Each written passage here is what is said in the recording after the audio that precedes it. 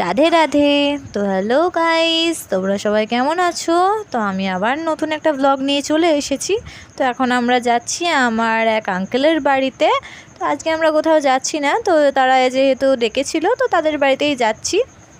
তো যে ফার্স্টেই যে ছবিটা তোমাদের দেখালাম রাধাকৃষ্ণর, ওটা আমার ঠাকুমা বাঁধিয়ে এনেছে, খুবই সুন্দর লাগছিল।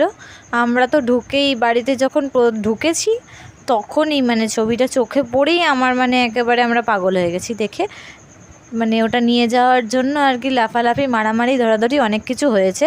ফাইনালি কেউ নিয়ে যেতে পারেনি, কারণ ওটা জন্মাষ্টমীতে ঠাকুমা পুজোতে করবে সেই জন্য। তো আমি একটু মডেলের মতো পোজ দিয়ে নিচ্ছিলাম, দেখতে পারো। আচ্ছা, আমাকে আই গ্লাস পরে ভাল লাগছিল না আই গ্লাস ছাড়া ভাল লাগছিলো একটু বলতে পারো? আর হঠাৎ করে ওখানে একটা অ্যাক্সিডেন্ট হয়ে যায়, তো সেই নিয়ে একটু ঝামেলা বেঁধেছিলো। তো আমরা এখন আঙ্কেলের বাড়ি পৌঁছে গেছি। তো এখানে একটা দেখতে পাচ্ছি ওদের টিয়া পাখি, আমি একটু জ্বালাতন করছিলাম, দেখতে পাচ্ছি আমাকে কীভাবে কামড়াতে আসছে, কিন্তু কামড়াতে পারিনি। এটা হচ্ছে আঙ্কেলের ছোট ছেলে, খুবই ছটফটে, হাই বাই বলছে আর লাফাচ্ছে। দেখতে পাচ্ছ কেমন লাগছে? এবার বলো যে আই গ্লাস পরে ভালো লাগছিলো কি না পরে। তো এটা হচ্ছে ওদের ঠাকুরঘর, দেখতে পাচ্ছ মানে দুর্গা ঠাকুরের একটা বড় মূর্তি, গিটার রয়েছে, অনেক ঠাকুর রয়েছে। তো আমি একটু জুম করে দেখিয়ে দিলাম। তো এই যে লাইট নিয়ে আমরা খুব হাসাহাসি করছিলাম আর এইভাবে আর কি একটু মজা করছিলাম।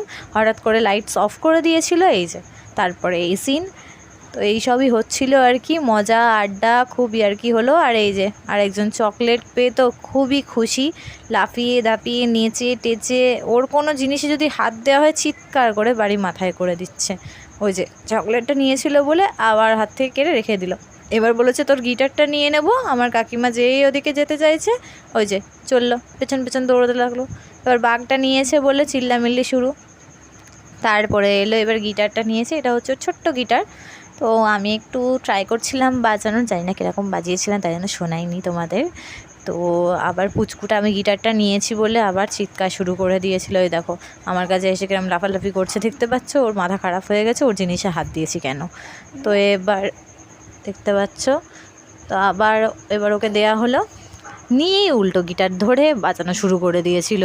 তাই জন্য আমার কাকিমা আবার গিটারটা ওকে সোজা করে হাতে ধরিয়ে দিল, দেখো।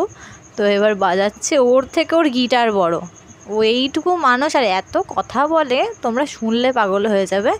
তো এই যে গিটার বড়, এই যে ওর মা মানে আমার ওই আন্টি ঘোমটা মাথায় দিয়ে অনেক ভয় টয় দেখাচ্ছিল, অনেক আড্ডাই আর কি মজা হলো। তারপরে কাউকে গিটারে হাত দিতে দেবে না, এখন গান বাজনা চলছে, দেখতে পাচ্ছ।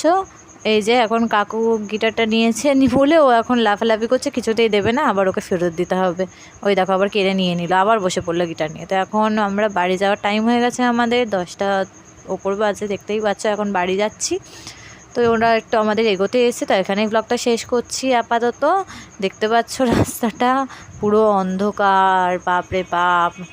তার মধ্যে তখন আসার সময় একটা অ্যাক্সিডেন্ট হয়ে গেছিলো, সেটা তোমাদের বলা হয়নি। হঠাৎ করে একটা অ্যাক্সিডেন্ট হয়ে যায় চোখের সামনে, খুবই খারাপ লাগলো দেখে। কারোর কোনো ক্ষতি হয়নি, এটাই যা। তো আপাতত টাটা, এখানেই ব্লগটা শেষ করলাম।